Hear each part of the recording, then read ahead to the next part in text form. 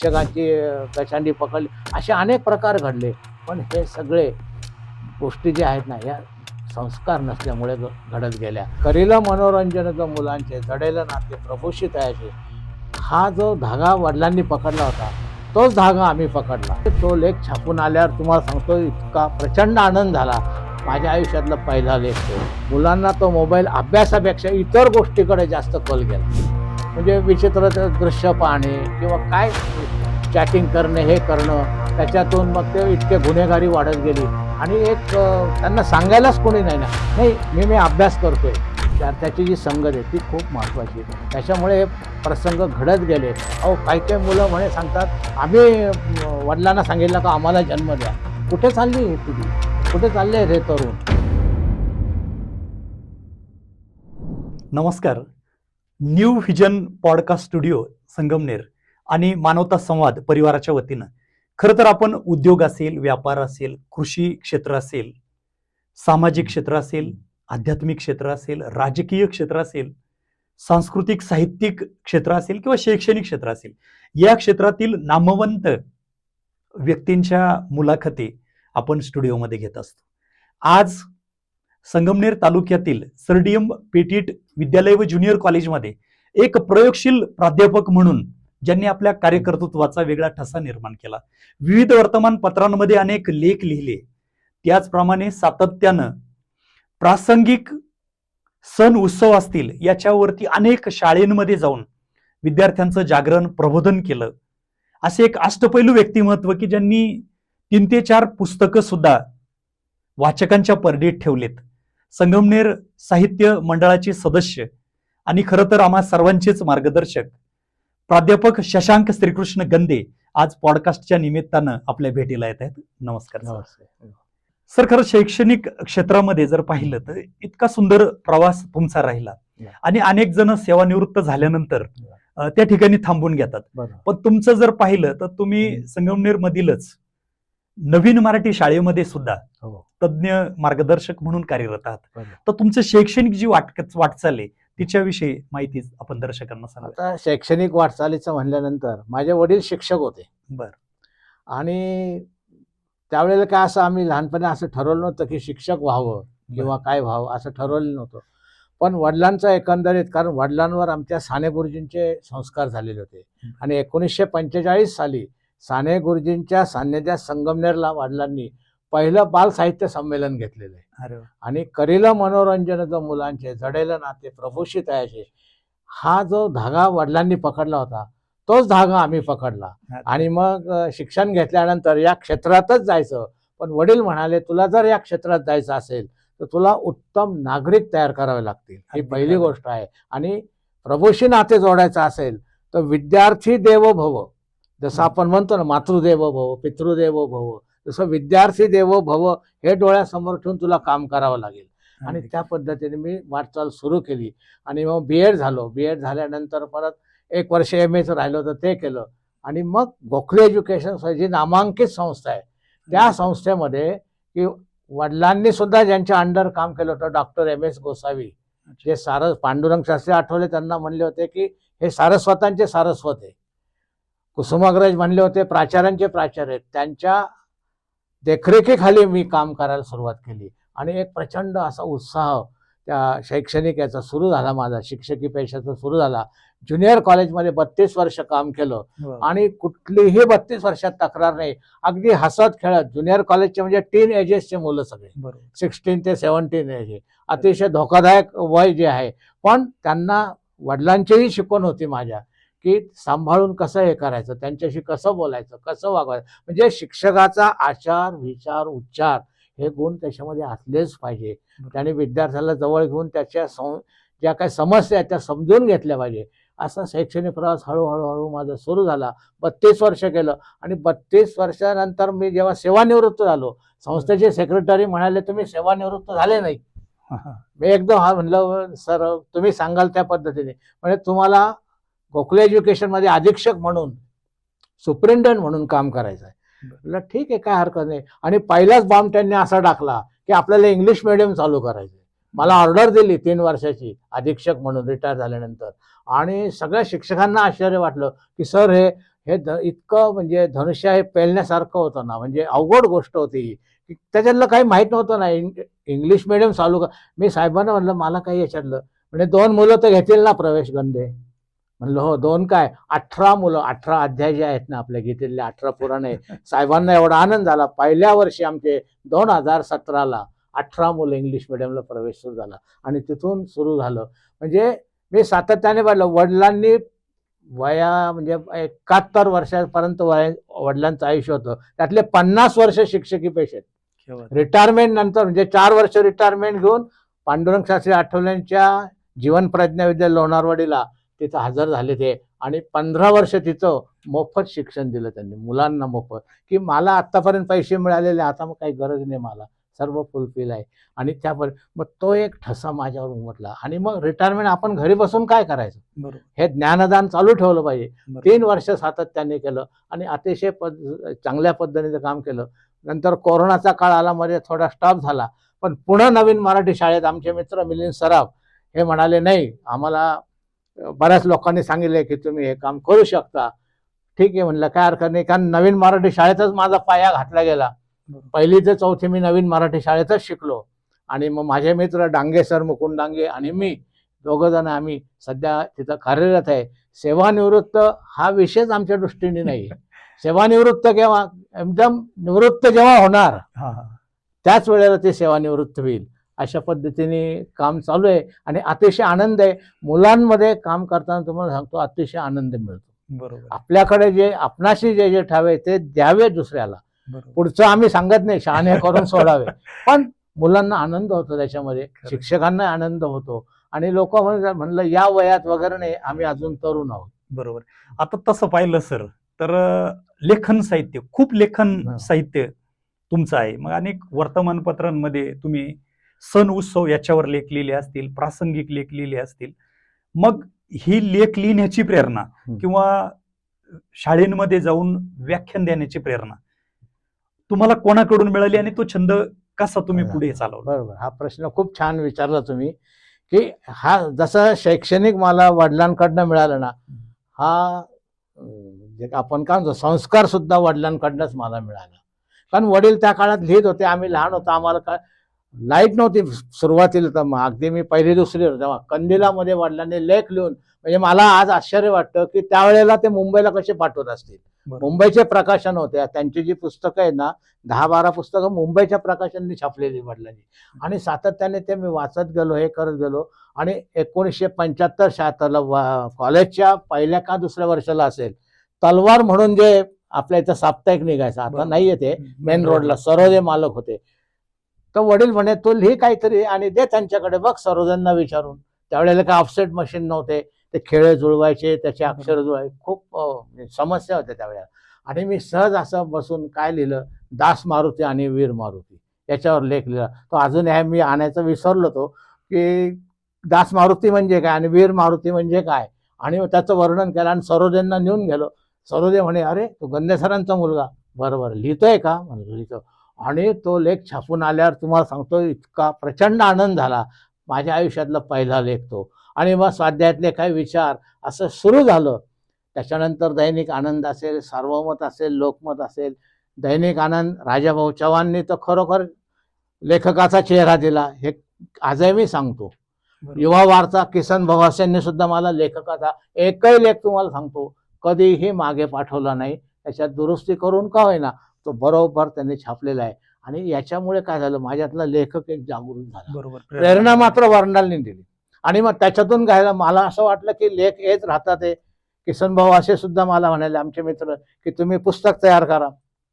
पहिलं पुस्तक मी 2004 साली तयार केलं गोसावी सरांवर आमच्या, पथिक विद्यातीर्थाचा. आणि दुसरं पुस्तक झालं 16 चैतन्याचा गजर भक्तीचा. आणि तिसरं पुस्तक आत्ताच झालं एकादशीला आषाढी ईश्वरनिष्ठांची मांदियाळी. आणि अजून 2 पुस्तकं तयार आहे, ते डिसेंबरपर्यंत होणार आहेत, प्रकाशित होणार आहे. हा असा लेखनाचा प्रवास सातत्याने चालू आहे. आणि व्याख्यानं सुद्धा, मग व्याख्यानाच्या वडिलांकडनं कथाकथन, म्हणजे आजही 80-90 वर्षाचे विद्यार्थी सर आमच्या वडिलांचे भेटतात, ते सांगतात की कथाकरण करणारे गंधे सर त्यांचे चिरंजीव का तुम्ही, बरोबर, गोष्टीरूप गंधे त्यांचे चिरंजीव. मग थोडा त्यांच्या इतका नाही येऊ शकत नाही, पण थोडासा संस्कार तो आलेला आहे आणि त्यामुळे शाळेमध्ये कॉलेजमध्ये विविध व्याख्यानं देणं आणि एक आनंद मिळतो त्याच्यामध्ये. खरं आहे. व्याख्यानं तुम्हाला सांगतो, संगमनेर तालुक्यात मी कोणाकडून एक पैसाही घेत नाही, काहीच नाही. जायचं, मुलांचं मनोरंजन करायचं, आपल्याला आनंद मिळतो बरोबर आहे. याच्यासाठी. आणि म्हणून व्याख्यानं हे सातत्याने चालू आहे. अजूनही ती बंधने पुढे अनेक वर्ष चालू राहतील खूप मुलांसाठी. चांगला छंद हो. जोपासला सर.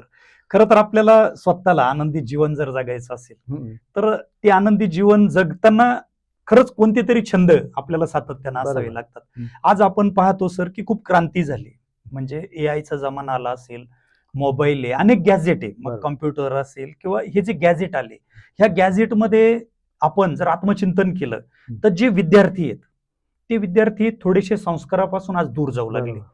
मग ते अगदी मुख्याध्यापक असेल, प्राचार्य असेल, यांच्यावरती हात उचलतायत, बरोबर. दंगामस्ती करतायत, हो, हो. एक आक्रमक विद्यार्थी जे झालेत. हो. तर काय वाटतं तुम्हाला, कशामुळं ही विद्यार्थी आज दूर गेले असतील संस्कारापासून? हाही छान प्रश्न आहे. आता याच्यात दोन गोष्टी आहेत की पूर्वीच्या काळी म्हणजे आमच्या काळामध्ये पर्यंत शिक्षक मारायचे, शिक्षा करायचे, तोपर्यंत काही प्रॉब्लेम नव्हता किंवा समस्या नव्हती. आमचे पालकही येत नव्हते, कधी कोणाचेच पालक यायचे नाही, नाही. अगदी खरं आहे उलट ना. मारा, छडीवाजी छमछम हा, विद्या विद्या येई ये घमघम, घमघम, आपली वाक्यच अशा होतं, पद्धतीने बरोबर. तुम्ही सुद्धा तो अनुभव हो, घेतलेला बरोबर. असेल. तर पण आता काय झालेलं, परिस्थिती अशी बदलत गेलेली परिस्थितीनुसार. आणि त्यात कोरोनाचा काळ जो आहे ना, हा सगळ्यात भयानक काळ आपल्यामध्ये. बरोबर. त्या कोरोनामुळे काय झालं, मोबाईल तर आधीच जन्माला आलेला आहे, पण कोरोनामुळे काय झालं, प्रत्येक शाळेतल्या विद्यार्थ्याला घरून परीक्षा कुठून द्यायची, मोबाईलमधून. तुम्ही तिथंच प्रश्न आहे, त्याच्यातच उत्तर आहे, त्याच्यात. आणि त्याच्यामुळे काय झालं, 2 वर्षामध्ये कुठे शाळा बंद, सगळं हे बंद. मुलांना तो मोबाईल अभ्यासापेक्षा इतर गोष्टीकडे जास्त कल गेला. खरं आहे. म्हणजे विचित्र ते दृश्य पाहणे किंवा काय चॅटिंग करणे, हे करणं, त्याच्यातून मग ते इतके गुन्हेगारी वाढत गेली. आणि एक त्यांना सांगायलाच कोणी नाही ना, नाही मी अभ्यास करतोय, अशा पद्धतीने तो एक मोबाईल हा जबरदस्त या गोष्टीला कारणीभूत आहे. आणि आपण अरेरावी केली शाळेमध्ये तर कोणी काही करू शकत नाही, पोलीस दलही काही करू शकत नाही, अशा प्रकारची एक भावना मुलांमध्ये निर्माण झाली. त्यामुळे अनेक ठिकाणी आपण वाचलं असेल, प्राचार्याच्या थोबडीत मारली, बरोबर. शिक्षकांची गशांडी पकडली, असे अनेक प्रकार घडले. पण हे सगळे गोष्टी जे आहेत ना, या संस्कार नसल्यामुळे घडत गेल्या, असं माझं स्वतःचं मत आहे. घरातले संस्कार नाही, आई वडिलांना माहीत नाही. कदाचित काय होतं, आई वडील दोघंही कामाला गेलेले असतात, मुलगा काय करतो मला माहीत नाही. आणि त्याच्यातून हे, आणि संगत, दुसरी गोष्ट बरोबर. विद्यार्थ्याची जी संगत आहे ती खूप महत्वाची आहे. त्याच्यामुळे हे प्रसंग घडत गेले. आणि शैक्षणिक आणि आता तर विद्यार्थ्यांना मारायचंच नाही ना, शासनानेच हे केला. एकीकडे मारायचं नाही आणि पिढी पण घडवायची, चांगली सुजलाम सुफलाम चांगली सात्विक पिढी घडवायची, असंही शासन म्हणतो. म्हणजे नेमकं काय करायचं, हा एक मोठा प्रश्न निर्माण अगदी झालेला खरं आहे. आहे. आणि त्याच्यातूनही घडतं, शिक्षक मारत नाही, मग काही करा तुम्ही, अशा पद्धतीने हे सध्या पण चाललेलं आहे. छोट्या छोट्या गटाचे विद्यार्थी सर, हो त्यांची दप्तर जर चेक केली तर त्या दप्तरमध्ये छोट्या छोट्या सुऱ्या, हो चाकू, हो हो कैच्या, बरोबर. हे साहित्य सापडतं. आणि सहजासहजी आपण पाहतो की शिक्षकांवर रोष येतो, पण घरी जर आपण पाहिलं तर बरोबर. त्या पालकांनी सुद्धा आपल्या मुलीचा मोबाईल, एखादी जर कॉलेजला असेल तर तिचा मोबाईल चेक करायला पाहिजे, हो तिचं जे दप्तर आहे ते चेक करायला पाहिजे, तिच्या नोटबुक आहे त्या चेक करायला पाहिजे, हम्म. ती कुणाला फोन करते ते चेक करायला पाहिजे. बरोबर बरोबर विद्यार्थी जे आहेत समजा, तर ह्या विद्यार्थ्यांवरती सुद्धा पालकांनी लक्ष द्यायला बरोबर. पाहिजे. आपला मुलगा कुणाबरोबर राहतो, बरोबर. तो व्यसन करून येतोय, हम्म. मग त्याला कशा पद्धतीनं आपण सांभाळलं पाहिजे. बरोबर. ही सगळी सामाजिक समस्या सर आज निर्माण झाली. खरंच आहे. मग ह्या सगळ्या समस्यांमध्ये आपण जर पाहिलं तर पालक, शिक्षक आणि विद्यार्थी यांचं कसं समन्वय असावा असं तुम्हाला वाटतं? हा, मग त्या आता हा जो आहे ना, हा म्हणजे हा ट्रायंगल सांगितला तुम्ही पालकशी. आम्ही 4 गोष्टी सांगतो नेहमी. म्हणजे आठवले शास्त्रीने दादाजींनी जे सांगितलं त्यांच्या प्रवचनात एकदा, की हा संवाद कोणामध्ये पाहिजे. संवाद हरवल्यामुळे समाजच कसा बिघडलाय पूर्ण. त्यांनी फक्त कुटुंब नाही म्हणलं, समाजच कसा बिघडलाय. शिक्षक, पालक, बालक आणि संस्था चालक, हे 4 घटक आहेत. हे 4ही घटकांचे म्हणजे सरस्वतीच्या मंदिराचे हे 4 खांब आहेत. आता सरस्वतीचं मंदिर हे तर विसरलोच आहे आपण, भलतंच मंदिर होत बसलेले आहेत. तर हे 4 खांब वाळवीने खाल्लेले आहेत. सगळ्यांची तोंड वेगवेगळ्या ठिकाणी आहे. शिक्षक, पालक, फक्त पालक संघापुरता उरलाय. बरोबर.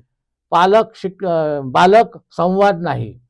शिक्षक बालक संवाद नाही. मी माझं शिकवलं निघून गेलं, मला तो सुधारावा का बिघडला काही घेणं नाही मला, कारण शासनाने सांगितलेले. आणि संस्था चालकांना काही घेणं नाहीये. त्यांना फक्त ते विचारा रिझल्ट किती लागला, डोनेशन किती आलं, या सगळ्या गोष्टी चालल्या आहे. संवादच नाही यांच्यामध्ये. बरोबर. सगळ्यात मूळ गोष्ट जी आहे ना, हा संवाद जर असेल तर सगळ्या गोष्टी होऊ शकतात. जेव्हा आपण बघा, एक अगदी साधं एका मुलाला निबंध लिहायला सांगितला की घरातलं चित्र काढायचं, तुम्ही घरातलं चित्र काढायचं. त्यांनी काढलं घरातलं चित्र. टी व्ही आहे, टी व्ही समोर आई बसलेली आहे, वडील बसलेले आहेत, बहीण बसलेली आहेत, आणि स्वतःचं चित्र काढलं. पण त्याला पहिलं बक्षीस मिळालं. पहिलं बक्षीस मिळालं, लोक म्हणाले याला पहिलं बक्षीस का दिलं, याने याच्या आईवडिलांना कान काढलेले नाही. बरं. आणि एवढा म्हणजे दोष असून त्या चित्र तुम्ही बक्षीस कसं द्यायचं त्याला. तर ते म्हणाले अहो त्याचं कारण आहे. मग त्या मुलाला विचारलं, कारण तू कान काढले नाही आई वडिलांना म्हणे, सगळं व्यवस्थित काढलंय चित्र आणि कान म्हणे त्यांना कान नाहीच आहेत. म्हणजे काय, माझं ऐकतच नाही ना म्हणे ते. मी विचारलं पप्पा मला आज शाळेला अशी फी भरायची आहे, ते म्हणतात मम्मीला विचार. मम्मीकडे गेलं, ते म्हणतात पप्पांना विचार. कान नाही, मग मी कान कशासाठी काढू. अगदी खरं. संवाद नाही. बरोबर. एका रूम मधून दुसऱ्या रूम मध्ये मोबाईलवर जर आपण विचारतो ना, खलास झाली संस्कृती. हे खरं आहे, सर. संवादच खलास झाला. पण हा संवाद होणं, संवादातून कुटुंब उभं राहील, कुटुंबातून समाज, समाज राष्ट्र निर्माण होईल. कुटुंब संवाद नसल्यामुळे या गोष्टी झाल्या. खूप चांगलं विश्लेषण सर तुम्ही केलं.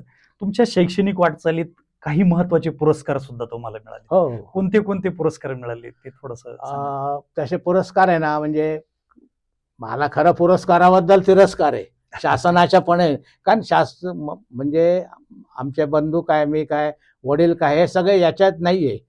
पण आता ते काहीतरी आयडेंटिटी निर्माण व्हायला पाहिजे.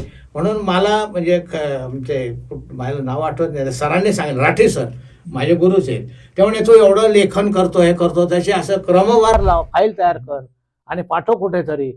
मला जेवढे पुरस्कार मिळाले, डॉक्टर बाबासाहेब आंबेडकर असतील, विवेकानंद असतील, मानव गौरव असेल, असे खूप मिळाले. सावित्रीबाई फुले, महात्मा फुले, असे जे मिळाले हे सगळे लिखाणावर मिळालेले. बरोबर. लिखाणावर कोणी त्याला शिफारस केली नाही किंवा काही नाही. मी फक्त पाठवून द्यायचं त्यांना, ते सांगायचे. कुठलाही ढबून त्यांना म्हणायचं मी पैसे भरणार नाही, मी पैसे देऊन घेणार नाही, म्हणा अजिबात नाही. आणि मग अशा प्रकारचे पुरस्कार मिळत गेले. पण त्याने एक आयडेंटिटी मिळते. आणि अजूनही मला इतके लोक विचारतात ना की सर तुम्ही तुमचं लिखाण पाठवा. म्हणलं आता बस, आता म्हणजे भरपूर झालं. हा, म्हणजे आमच्या न्यू व्हिजन स्टुडिओच्या मानवता संवाद मुलाखतीत एक अतिशय महत्वाचा प्रश्न आम्ही प्रत्येक पॉडकास्टवाल्याला किंवा मुलाखती देणाऱ्याला विचारत असतो. आजची जी युवा पिढी आहे, तर त्या युवा पिढीला आपण काय संदेश द्याल सर? युवा पिढीला सगळ्यात महत्वाचे आहे. युवा म्हणजे कोण आहे, जो तेजस्वी आहे, ज्याच्याकडे कृतज्ञता आहे, ज्याच्याकडे नम्रता आहे आणि ज्याच्याकडे अस्मिता आहे. जो मातृदेव भव, पितृदेव भव, आचार्य देव भव हे विसरलेलं नाही, तो युवक, तो तरुण आहे. आणि तरुण हा रडणारा नसावा, तो लढणारा असावा. भगवद्गीतेने सांगितलेले. भगवद्गीता वाचायची म्हणजे रडणाऱ्यांसाठी नाही येते, ती लढणाऱ्यांसाठी. अर्जुन लढायला उभा राहिला तेव्हा रडतच होता, पण त्याला लढायला उभं केलं. लढणाऱ्यांसाठी गीता आहे. आणि म्हणून तरुणांनी लढायचंय. कशाबद्दल लढायचंय? निगेटिव्ह विचार जे माझे आहे, देशाबद्दलचे वाईट विचार आहे. मोठ्या आज आपण पाहतो जी नवीन पिढीतले अनेक जे आहेत ना, मला परवा आमचा चिरंजीव सांगत होता, अहो काही काही मुलं म्हणे सांगतात आम्ही वडिलांना सांगितलं का आम्हाला जन्म द्या. कुठे चालली ही पिढी, कुठे चालले हे तरुण? आणि म्हणून तरुणांनी माझा असं म्हणणे संदेश म्हणजे की अजिबात निराश न होता सकारात्मक विचार करून, सातत्याने सकारात्मक विचार करून, मला देशाने काय दिलंय त्याच्यापेक्षा मी देशासाठी काय करू शकतो. म्हणून आम्ही नेहमी सांगतो की स्वतःसाठी 50 मिनिटं द्या रोज आणि देशासाठी 10 मिनिटं द्या. मग भले तुम्ही तुमच्या वर्गात असाल, शिक्षक म्हणून असाल किंवा विद्यार्थी म्हणून असाल, कॉलेजमध्ये असाल, वर्गात कागद दिसला उचलून टाका, इथून सुरुवात करा. देशासाठी 10 मिनिटं द्या आणि मग वर्षाचे किती मिनिटं आपण देशाला देतो त्याचं कॅल्क्युलेशन करा. अतिशय चांगलं होतं. मी देशासाठी काय करू शकतो, आपण काय करतोय, त्यांनी मला हे केलं पाहिजे, त्यांनी. तर तरुणांनी तसं न करता, नकारात्मक विचार न करता, आणि अमृतस्य पुत्र हा, मी कोणाचा पुत्र आहे? अमृतस्य पुत्र. म्हणजे एक आमचे दादाजी नेहमी सांगायचे उदाहरण शेवट सांगतो तुम्हाला, की आज काय झालेलं आहे, युवक असे भरकटून गेले, विचारच नाही ना, बरोबर. प्रॉपर विचार नाही त्यांना, आणि रोगट राजकारण, आणि हा शब्द वापरतो मी, रोगट राजकारण आणि रोगट स्पर्धा जी झालेली आहे याच्यात युवक भरकटलेला गेलेला आहे, आणि युवक या रोगट राजकारणामुळे खलास होऊन राहिलेला आहे. त्याचा वापर करून घेतलेला आहे. त्यांना प्रॉपर विचार मिळाला पाहिजे, दैवी विचार, चांगला विचार, सात्विक विचार. म्हणजे एक उदाहरण त्याने सांगितलं की त्याच्यामध्ये ताकद आहे, त्याच्यात पोटेन्शियल आहे, पण तो का असा होतोय, मला जमणार नाही. Yes I can. मग शिवाजी महाराजांच्या कथाच ऐकायच्या का आपण? 16व्या वर्षी त्यांनी काय केलं हे फक्त व्याख्यानातूनच सांगायचं का? काहीच घ्यायचं नाही का त्यांच्याकडून? आपण स्त्रियांबद्दलचा शिवाजी महाराजांचा जो आदर जो आहे तो घ्यायचाच नाही का आम्ही? हे तरुणांना संदेश माझा, की तो सुद्धा आदर्श घेतला पाहिजे. आणि सगळ्यात अमृतस्य बद्दल, अरे मी सिंह आहे, मी लायन आहे, मी काय मेंढी नाही. मेंढ्यांच्या कळपामध्ये चुकून एक सिंहाचं पिल्लू गेलं आणि ते मेंढ्यांप्रमाणे वाढत गेलं. वाढत गेल्यानंतर काय झालं, मोठं झालं तरी ते खाली मान घालून चालायला लागलं सिंह मेंढ्यांच्या कळपामध्ये. तिकडून जंगली सिंह आला, खरा त्याचा भाऊ. तो म्हणाला, अरे माझा भाऊ बंद असा खाली मान घालून कस काय चालला? त्याला म्हणे, अरे तू सिंह आहे ना? नाही म्हणे, मी मेंढी आहे. मेंढीच आहे म्हणे मी. अरे नाही म्हणे, तू चल. त्याला एका विहिरीवर नेलं. कथा आहे ती एक, याच्यात इसापने दिली. आणि याच्यात डोकं म्हणे, माझा चेहरा आणि तुझा चेहरा बघ, मला आयळ आहे तुला. अरे हा खरंच आहे म्हणे, तरी पण म्हणे मी मेंढीच आहे म्हणे. मग त्यांनी गर्जना केली खऱ्या सिंह, तो जो जंगली सिंह. आणि ओरड ओरड ओरड. आता याला कळपात राहिल्यामुळे मेंढ्यांच्या, याला मेंढीचाच आवाज पहिल्यांदा आला. आणि नंतर जेव्हा त्याचा आवाज आला ना, सिंह गर्जना केली, अरे येस मी सिंह आहे, आज गरज नाही. आज काय झाली, हीच अवस्था आली तरुणांची आपली, की तो सिंह आहे बाबा, पण तो चुकीच्या कळपात शिरलाय. आणि प्रॉपर याच्यामध्ये तो चांगल्या विचारामध्ये सकारात्मक विचार कर, आपल्या कुटुंबाचा विचार कर, समाजाचा विचार कर, देशाचा विचार कर, हा संदेश त्यांना द्यायचा. अगदी खरं सर. आज new vision podcast studio Sangamner आणि मानवता संवाद परिवाराच्या वतीनं आपल्या तालुक्यातील एक नामांकित अशी व्याख्याते, साहित्यिक, प्राध्यापक शशांक गंदे सर, आपण जो वेळ या पॉडकास्टच्या निमित्तानं दिला त्याबद्दल आपले विशेष आभार या ठिकाणी आम्ही व्यक्त करतो. आणि सर्व दर्शकांना सांगावंसं वाटतं की मानवता संवाद नावाचा जो चॅनेल आहे, खरं तर तो आपण सबस्क्राईब केला नसेल तर सर्वांनी सबस्क्राईब करा, जेणेकरून हे विचार आपल्याला लाखो लोकांपर्यंत नेण्याचा जो संकल्प आहे आणि त्या दृष्टीनं जे काम चालू आहे त्यात तुमचं सुद्धा पाठबळ निश्चित आम्हाला मिळेल. धन्यवाद.